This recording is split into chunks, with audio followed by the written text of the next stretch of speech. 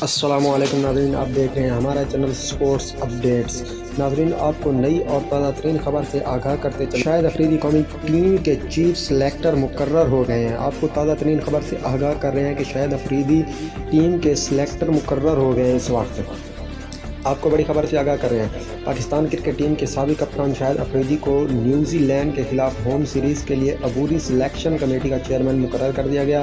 Pakistan cricket board اور پی C B management committee کے chairman Najam Sethi نے عبوری سلیکشن کمیٹی کا اعلان کر دیا ہے۔ عبوری سلیکشن کمیٹی کے چیئرمین شاہد افریدی ہوں گے، جبکہ عبدالرزاق رؤف افتخار خیال رہے کہ گزشتہ روز لاہور میں میڈیا سے گفتگو کرتے ہوئے پاکستان کرکٹ بورڈ پی سی بی مینجمنٹ کمیٹی کے چیئرمین نجم سیٹھی نے کہا تھا کہ شاہد افریدی نے ہمارے ساتھ کام کرنے سے انکار نہیں کیا۔ افریدی نے پی سی بی مینجمنٹ کمیٹی میں کام کرنے سے انکار نہیں کیا۔ نجم سیٹھی کی وضاحت۔ آپ کو مزید بتاتے چلیں، نجم سیٹھی کا کہنا تھا کہ شاہد افریدی کو اپنی مصروفیات کی